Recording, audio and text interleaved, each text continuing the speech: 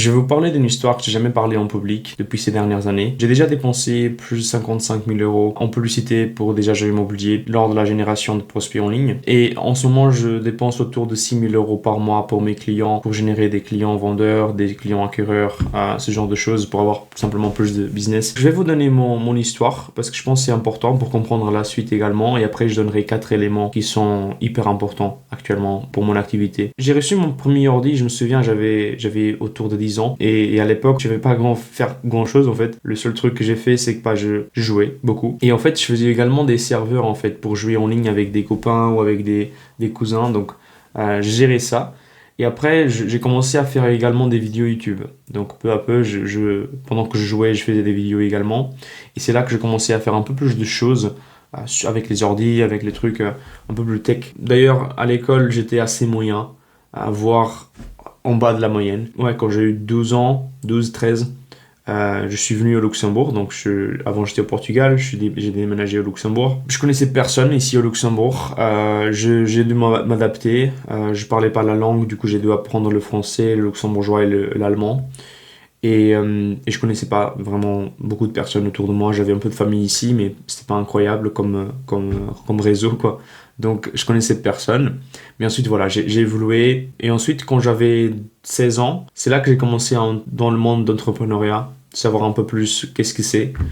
J'ai commencé à lire des livres, à voir des vidéos YouTube. Je me suis lancé dans le trading. Et donc, dans le trading, je pense que j'avais dépensé 20 euros, un truc comme ça pour commencer. J'ai fini par faire un 400 euros, un truc comme ça. Et c'est là que j'ai commencé à comprendre à quel point c'était possible de faire de l'argent en ligne. Et ensuite, j'ai commencé à comprendre à quel point les ingénieurs, les scientifiques, donc dans l'hierarchie, les ingénieurs et les scientifiques sont les plus importants en fait pour développer la société. Parce que c'est eux qui vont construire le futur. C'est eux qui vont développer des produits, des systèmes, des services, des trucs en fait. C'est les ingénieurs et les scientifiques. Et du coup, je me suis toujours dit, ok, moi je veux être ingénieur. Je veux être le meilleur ingénieur. Et du coup, en fait, mon seul but, c'était d'être vraiment le meilleur dans toutes les disciplines qui étaient importantes pour l'ingénierie. Je suis devenu le meilleur en fait. Donc dans tout mon lycée, tout ça en fait, pendant mon bac également, donc c'est toujours le top de la classe. Et après pour la fac, j'ai rentré dans une école d'ingénieur en France en fait, et du coup c'était pour l'ingénierie aérospatiale. Et à côté de ça en fait, il faut savoir que dans ma dernière année avant d'avoir le bac et les premières années de la fac, en fait j'étais déjà un entrepreneur en soi, j'avais déjà mon entreprise en soi. Je faisais de l'e-commerce et du coup l'e-commerce c'est genre je faisais des sites, j'en vendais des produits en ligne, j'avais un agent en Chine avec qui je parlais, j'avais une bonne relation avec lui, du coup lui en fait il allait aller dans les usines pour aller chercher mes produits pour les contrôler et tout ça, et ensuite je les vendais ici en Europe. Donc c'était comme ça que je faisais de l'argent en fait. Et du coup, c'était assez intéressant. J'ai fait mes premiers chiffres, j'étais très fort en marketing. Mais en fait, j'avais compris avec mes livres, avec ce que je voyais en ligne, c'est que 80% ou même plus des entrepreneurs qui font millions d'euros par mois, eux, en fait, ce sont des vendeurs. La compétence à savoir, c'était des ventes. Et moi, j'avais pas encore ces compétences. J'avais toutes les compétences qu'on a besoin pour tout ce qui est sur l'ordi, mais j'avais pas de compétences dans le personnel, donc dans les ventes. Et c'était quelque chose que je voulais développer. Et du coup, je me suis dit, ok, qu'est-ce que je peux faire pour me développer là-dessus? J'ai vu en immobilier, c'est vraiment un très très grand marché. C'est vraiment là où je pense qu'il y a le plus de ventes, transactions, tout ça. Et le plus d'agents immobiliers également. Et du coup, je me suis dit, ok, je vais vouloir savoir un peu plus par rapport à ça. Et du coup, je me suis dit, ok, je vais faire freelance pour des agents immobiliers pour apprendre. Simplement, je vais donner mes services gratuitement. Je vais leur générer des prospects. Et ensuite, je les appelle pour fixer des rendez-vous et apprendre mes ventes. Et c'est comme ça que j'ai commencé. Donc, j'ai pris une équipe d'agents immobiliers. J'ai échangé avec eux. Ils étaient très très cool. Donc j'ai généré des prospects pour eux. Ensuite, je les appelais pour fixer des rendez-vous physiques. Et du coup, je me suis rendu compte que je faisais des publicités pour générer des prospects vendeurs et acquéreurs. Ensuite, je les appelais pour fixer un rendez-vous physique avec un commercial. Ensuite, le commercial allait faire le rendez-vous physique. Et moi, j'ai beaucoup appris en fait pendant ce temps-là. Et c'est là en fait aussi que j'ai remarqué à quel point, en fait, mes prospects que je générais, c'était pas du tout qualifié en fait.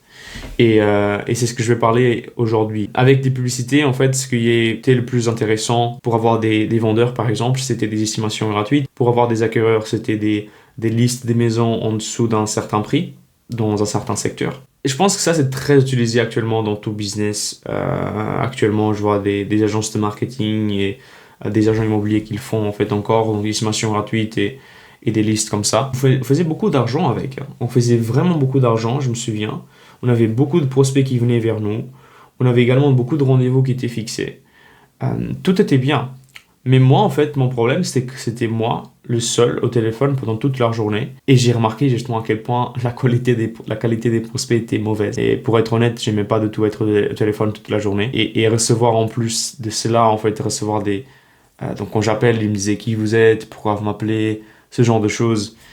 C'était pas du tout incroyable. Et après, j'ai remarqué également que la plupart des numéros en fait étaient faux. Il y avait beaucoup de personnes qui trouvaient des excuses pour échapper à un potentiel rendez-vous. Donc, ils disaient que c'était mon fils qui a touché au iPad, voilà, ou j'étais piraté, des trucs comme ça. Par rapport à ceux que j'avais qui étaient des vendeurs, par exemple, ils voulaient vendre, mais peut-être dans plus de 18 mois ou de 24 mois. Ce qui n'était pas du tout... j'ai remarqué justement, je ne pourrais pas faire un rendez-vous avec quelqu'un comme ça. Ou même avec un acquéreur qui voulait acheter un bien, par exemple, à 500 000 euros, mais qu'il avait juste un apport financier de 300 000 euros avec un prêt. Ça, c'est pas du tout possible. Du coup, je disais, ok, je peux rien faire non plus. Et donc, j'ai commencé à comprendre à quel point les prospects n'étaient pas du tout qualifiés. Donc, j'appelais 100 prospects. J'avais peut-être 100 prospects par mois. Du coup, 4 rendez-vous peut-être que j'arrivais à avoir par mois. Et du coup, il faut savoir que pour générer un mandat, il faut peut-être 3-4 rendez-vous. Pour avoir une offre d'achat, peut-être il faut faire un peu plus. Du coup, il n'y avait pas assez de volume pour faire justement des ventes. Je devais beaucoup faire d'actions pour avoir des résultats, en tout cas. C'était mon premier problème. C'était vraiment la qualité des prospects. Donc, je voulais à la fois trouver un moyen pour générer plus de qualité, donc plus de prospects qualitatifs, parce que comme ça, je pourrais améliorer mon service, je pourrais obtenir plus de résultats également. Mais ce qui est hyper important pour moi également, c'est de m'éloigner du téléphone le plus possible. Parce que j'aimais pas du tout le faire. C'était assez compliqué, je vais pas vous mentir. Quand on se dit que c'est compliqué de résoudre un problème, c'est parce qu'on ne sait pas encore quelle est la solution. On n'a jamais vu en fait ça. Il n'y avait pas de solution à l'époque. Et d'ailleurs, même maintenant, je trouve compliqué à trouver des solutions qui sont fournies par d'autres systèmes ou services. J'ai dû beaucoup tester. Et j'ai dû investir beaucoup de temps en fait et d'énergie là-dessus sans être sûr de fonctionner. Pendant tout ce moment-là, pendant toutes ces années et pendant le montant de budget publicitaire que j'ai déjà investi, j'ai compris qu'il y a 4 éléments hyper importants qui ont complètement déjà changé pour moi mes résultats et que j'ai pris beaucoup de temps à tester. J'ai pris énormément de publicités différentes. J'ai parlé avec différentes personnes, j'ai collaboré avec différentes personnes, des formations que j'ai prises. Toutes sortes de variables que j'ai testées pendant tout le système. Donc un processus très difficile, comme je l'ai dit, mais voilà, ça a fini par résoudre un problème important. Et donc le premier élément de ces 4-là, c'est la vidéo. La vidéo, ça a complètement changé mes résultats. J'ai vu une différence énorme dans les résultats que je faisais. Soit une vidéo, soit l'image de marque de l'agent immobilier, l'image de l'agent immobilier. En fait, ça va attirer juste les personnes qui vont vouloir faire un travail avec un professionnel dans l'immobilier, pas ceux qui ne veulent pas. Du coup, dès le début, j'ai qualifié les prospects comme ça, parce qu'il y a l'image de l'agent immobilier, ils savent que c'est un agent immobilier. Et donc, toutes les autres personnes qui ne sont pas intéressées, ils ne vont pas passer à la prochaine étape. Les gens, ils savent qui nous sommes, du coup, avec la vidéo ou avec l'image. Ils nous reconnaissent. Et donc, quand on appelle les prospects, ils vont pas avoir les objections comme j'avais avant. Ils vont savoir qui nous sommes. Ils vont savoir pourquoi on appelle. Ce genre de choses. Et ça a augmenté énormément nos résultats également. Non seulement on a diminué les prospects qui étaient juste intéressés ou ce genre de choses, mais on a augmenté également nos résultats. Et du coup, en fait, c'est vraiment la vidéo qui a permis de faire cette première partie. Et j'ai beaucoup appris sur cela, en fait. Une chose que j'ai compris également, c'est à quel point les agents immobiliers, ils sont pas du tout forts en vidéo. Et c'est très compliqué, c'est très difficile de faire une vidéo avec des agents immobiliers. Je dirais en général, c'est très compliqué d'être fort en vidéo et d'être confortable à faire une vidéo comme ça. Mais plus tard, j'ai compris justement que en fait, la vidéo, ce n'est pas que juste intéressant à faire dans les publicités. Et d'ailleurs, j'ai compris justement qu'on n'a pas besoin de les faire dans les publicités. On peut toujours l'utiliser dans notre système. Ce qui est intéressant, c'est que l'agent, il n'a pas besoin d'être fort en vidéo pour faire la vidéo. Et donc, parce qu'on ne va pas l'utiliser dans les pubs. Donc, le but maintenant avec la vidéo, du coup, c'est pas d'avoir dans les publicités, mais c'était de le montrer quand même aux prospects qui étaient intéressés, qui pouvaient justement expliquer qui l'agent il est, pourquoi il va appeler, ce genre de choses. Comme ça, il va s'attendre déjà à qu'un appel soit fait. Ça semble être facile, mais ce n'est pas du tout facile. C'est pas du tout intuitif en fait de mettre en place. Maintenant, deuxième chose que j'ai mis en place, c'est le tunnel de vente. Le tunnel de vente, c'est ce qui détermine justement le niveau d'intention d'un prospect. On pourrait même comparer à quel point vous voulez que le prospect il soit qualifié. Il y a beaucoup de personnes qui utilisent Google par exemple. Ils pensent que Google justement donne de meilleurs résultats que Facebook. Mais en fait, ce que personne sait, ou peu de personnes connaissent, tous les sites au monde, ils utilisent un pixel de Facebook. Donc Facebook, il a un pixel. Et en fait, ce que Pixel il va faire, c'est qu'il va suivre toutes les personnes qui rentrent dans les sites. Et il va associer ces personnes-là qui rentrent dans le site avec un profil sur Facebook. Facebook, il a trouvé une manière de le faire. D'ailleurs, c'est pour ça qu'ils font tellement d'argent. Et donc, le fait d'avoir des gens qui recherchent sur Google, par exemple, un appartement à Nice, où ils vont dans les sites de Se Loger ou Le Bon Coin, ce genre de choses. Facebook, ils vont le savoir également.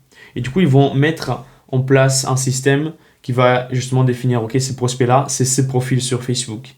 Et du coup, c'est comme ça que vous pouvez les cibler également avec Facebook. Donc, les personnes qui sont sur Google, vous allez pouvoir les cibler avec Facebook également. Et d'ailleurs, c'est sur Facebook et Instagram où ils sont le plus de temps. Donc, voilà. Il y a aussi beaucoup de différences et beaucoup de personnes remarquent justement cette différence entre Google et Facebook au niveau de la qualité. Et je vais expliquer parce que, en fait, pourquoi est-ce que Google c'est plus qualitatif que Facebook? C'est simplement parce que Facebook, il utilise un formulaire instantané. Donc un formulaire qui se remplit automatiquement. Et Google, on fait juste utiliser des tunnels de vente ou des sites avec Google en fait. Donc vous n'avez pas le droit de faire des formulaires. Le problème, c'est qu'avec Facebook, quand vous faites des formulaires instantanés et qui se remplissent automatiquement, il y a juste 3 clics pour le prospect. Le prospect, il clique, ça se remplit, boum, il clique, il reçoit l'offre, boum, il clique. Et c'est fini. Donc, il n'y a pas un vrai intérêt. Il n'y a pas de l'intention, en fait, qui est mise. Alors que avec un tunnel de vente, déjà, ça prend le temps de charger la page. C'est pas un truc instantané. Ça prend le temps de charger la page. Ça peut sembler con, mais la plupart des gens, ils ne veulent pas l'attendre et ils quittent. Et ensuite, il y a en plus les informations à remplir manuellement. Donc, c'est pas un truc automatique. Donc, ils doivent prendre le temps de mettre les bonnes infos. Vous pouvez aussi rajouter des questions. Donc, si vous voulez augmenter la qualité des prospects, vous pouvez demander des questions par exemple, de délai de vente. Si vous voulez savoir dans combien de temps est-ce qu'ils veulent déménager. Ou si vous voulez savoir s'ils ont déjà un accord de prêt avec la banque. Ça, c'est des questions que vous pouvez demander en plus pour augmenter la qualité. Bien sûr, faire attention, et ça c'est le problème en fait, c'est si vous faites trop de questions, vous allez peut-être, vos résultats ils vont tomber, vous n'allez rien avoir. Vous allez devoir beaucoup changer, beaucoup tester en fait pour trouver le bon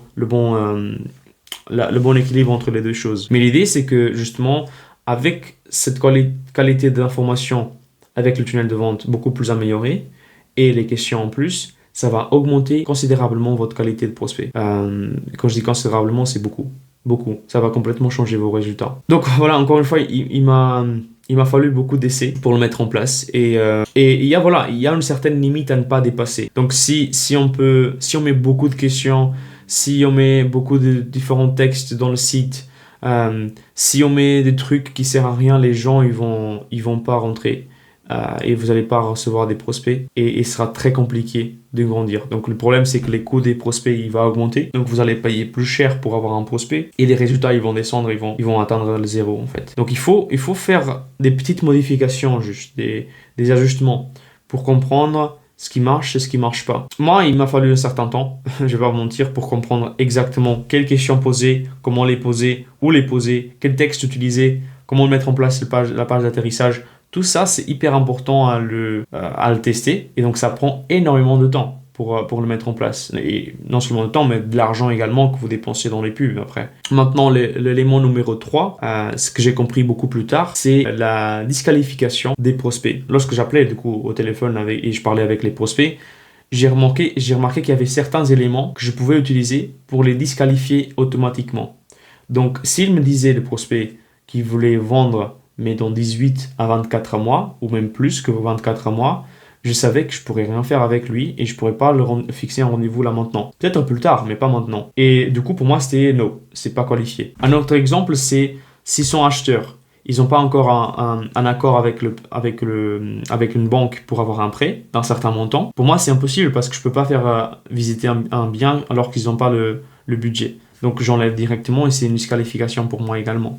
Donc, ça, c'est ce genre de choses que je mettais en place pour avoir la disqualification des prospects. Et donc, ce que j'ai fait, c'est que quand ils répondaient au questionnaire, à ces réponses de délai de vente, par exemple, s'ils mettaient 18 à 24 mois plus, ce que je faisais, c'était que je les enlevais du suivi, enfin de rempli d'informations, je les enlevais et je les mettais dans une catégorie différente. Comme ça, en fait, j'allais pas les appeler parce que je savais déjà, eux, ils sont pas de qualité. Et vous pouvez être assez créatif dans la manière de disqualifier les prospects, en fait. Ça va dépendre vraiment de ce que vous voulez comme prospect. Le quatrième élément, c'est l'honnêteté. L'honnêteté dans le marketing, en fait. Ce qui me surprend, c'est que 90% des agents immobiliers et des entreprises de marketing en ligne, de génération de leads, c'est qu'ils génèrent beaucoup de curiosité pour avoir des prospects. Et en fait, ensuite, ils n'arrivent pas à suivre avec ce qu'ils ont promis avant. Et donc ça, c'est ridicule. C'est juste complètement ridicule. C'est pas la bonne manière de le faire. Et du coup, si vous faites comme ça, vous n'allez pas avoir les résultats que vous désirez. Le fait d'avoir justement un truc où il y a dit cliquez ici pour recevoir la liste de maisons, vous cliquez, il y a un site qui apparaît avec une liste de maisons, des annonces dans un certain endroit avec un certain prix, et qu'ensuite, donc vous donnez ça au prospect et qu'ensuite vous essayez de l'appeler et vous dites ouais je suis X, je vous ai envoyé la liste de maisons, etc. Lui il dit oui ok, je l'ai reçu, pourquoi vous m'appelez? Et en fait, ils se disent, justement, le prospect, il va dire, en fait, il veut juste mon argent. L'agent immobilier, il veut juste mon argent. Et le problème, c'est que tout le monde fait ça. Tous les agents immobiliers, ils font ça. Donc, avec du marketing honnête, l'idée, c'est quoi? C'est d'être le plus clair possible sur ce qu'on va faire et sur ce qu'on va offrir. C'est d'être honnête, simplement. Je l'ai dit avant, donc faire la vidéo et avoir la vidéo comme partie du système, c'est hyper important. Moi, personnellement, j'utilise la vidéo dans l'arrière-plan. Quand les prospects ou les potentiels clients, ils ont déjà rentré leurs infos, ils vont recevoir cette vidéo-là. En fait, la vidéo, c'est très très simple. Donc moi, je dis, écoutez, voici ce qui va se passer XXX. Moi, je suis André Suarez et je vais vous contacter et voici pourquoi. Et je donne les prochaines étapes. Comme ça, ils savent qui je suis, pourquoi j'appelle et ils vont savoir quand j'appelle, ils vont savoir qui je suis. Et donc, c'est pour ça, justement, qu'en utilisant un marketing honnête, les gens, ils vont vous répondre. Parce que vous êtes honnête. Dès le début, vous êtes honnête. Donc on a la qualité dès le début avec le tunnel de vente et tout ça. Maintenant on veut s'assurer que les personnes ils vont répondre et donc ils vont justement prendre notre appel. Et donc on veut savoir également on veut être sûr que les personnes ils savent qui nous sommes et pourquoi on appelle. En plus de ça, il y a un certain statut je dirais de célébrité lorsque les personnes ils voient la vidéo. Quand vous les appelez après, ils vont dire ah ouais la personne qui est dans la vidéo, etc. Et donc ils vont se sentir un peu voilà. Souvent dans la rue, moi ça m'arrive souvent avec mes agents immobiliers avec qui je travaille, ils vont recevoir des prospects et ces prospects là ils vont les voir dans la rue et ils vont dire justement ouais c'est en fait la star de la ville, quoi, des trucs comme ça, tu vois. Parce qu'en fait l'arrière-plan, c'est que ce qui est cool, c'est que ça marche pour des agents qui sont bons avec la vidéo ou pas. Vous pouvez être vraiment le pire en vidéo, mais comme c'est dans l'arrière-plan, et puisque justement personne fait ça, elle va fonctionner, elle va avoir son but atteint en fait. Parce que tous les autres agents, ce qu'ils font, c'est qu'ils appellent directement le prospect, ils ont juste les infos, ils appellent, et ils reçoivent toutes les objections, et ils font de cette manière-là. Du coup, vous allez sortir de l'eau en fait, simplement. Et je dis ça parce que, je suis assez passionné par ce que je fais, et par ce système, par ce service-là, et aider les agents immobiliers. Donc c'est aussi pour ça que je parle tellement de ça, mais ça m'a pris énormément de temps pour comprendre et développer cette stratégie-là. Et donc, je comprends à quel point c'est important d'avoir de la qualité dans les prospects, réellement. Et le quatrième élément, c'est le marketing honnête, qui donne justement beaucoup plus de succès dans les publicités sur Facebook. Ça va vous séparer également de la concurrence. Et moi, je vois beaucoup de personnes qui sont contents avec 20% de taux de réponse. Alors moi, en fait, j'atteins les 61% de personnes, en fait, qui confirment l'identité par message et qui ensuite lèvent la main et qui disent je suis intéressé par mon offre, par ce que je donne, parce que je suis en train d'offrir. Et du coup, ils disent ça juste par message. Je ne dois même pas les appeler encore pour confirmer ça. Et donc, c'est à quel point c'est vraiment puissant ça en fait. Donc, comme j'ai dit, justement, j'ai dépensé 55 000 € ou même plus, beaucoup plus maintenant, en publicité Beaucoup d'heures également, beaucoup de maux de tête. J'ai beaucoup réfléchi, j'ai beaucoup fait d'erreurs en fait, j'ai eu beaucoup de problèmes avec ça. Mais j'ai fini par comprendre un moyen de le mettre en place pour avoir la qualité qu'il faut pour les prospects. Et sans devoir rappeler simplement une centaine de prospects, 150 prospects par mois, pour finir pour avoir, je sais pas, 2 rendez-vous. Et maintenant, mes clients, ils ont 2 à 4 prospects par mois. Ils arrivent à avoir ces 2 à 4 prospects, ils sont sérieux. Et du coup, ils n'ont pas vraiment le temps d'appeler tous les prospects par la suite non plus. Quand c'est des prospects acquéreurs, c'est un peu plus facile. Donc, on arrive à avoir entre 5 et 10 par mois. Donc, bien sûr, ça va dépendre du budget des publicitaires, mais là, je parle d'un budget raisonnable. Et encore une fois, en passant de 20% de taux de réponse à 61% avec les personnes qui me confirment leur identité et qui lèvent la main simplement et qui sont intéressées par ce qu'on offre. Donc, ça m'a pris beaucoup de temps et pour le faire et pour le mettre en place pour d'autres agents immobiliers également. Donc, c'est sûrement fou. Mais ouais, ces 4 éléments-là, ils sont hyper importants pour ce que je fais. Voilà, c'est une vidéo de 60 secondes pour nos clients qui a vraiment beaucoup changé nos résultats.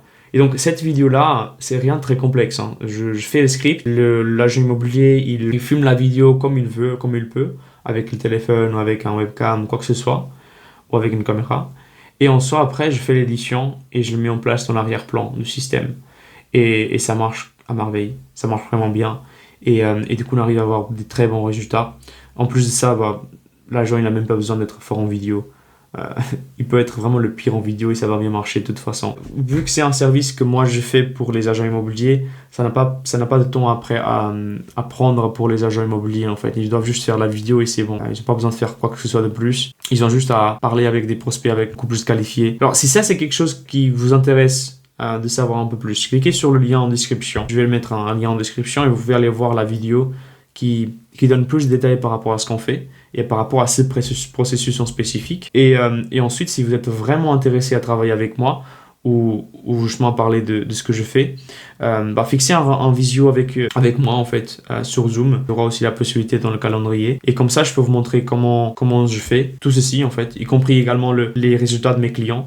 D'ailleurs, je peux vous montrer la qualité des prospects qu'ils ont en fait actuellement, comme ça vous pouvez juger la qualité vous-même. Du coup voilà, si ça vous intéresse, cliquez en dessous dans la description et je vous vois dans l'autre côté alors. À plus.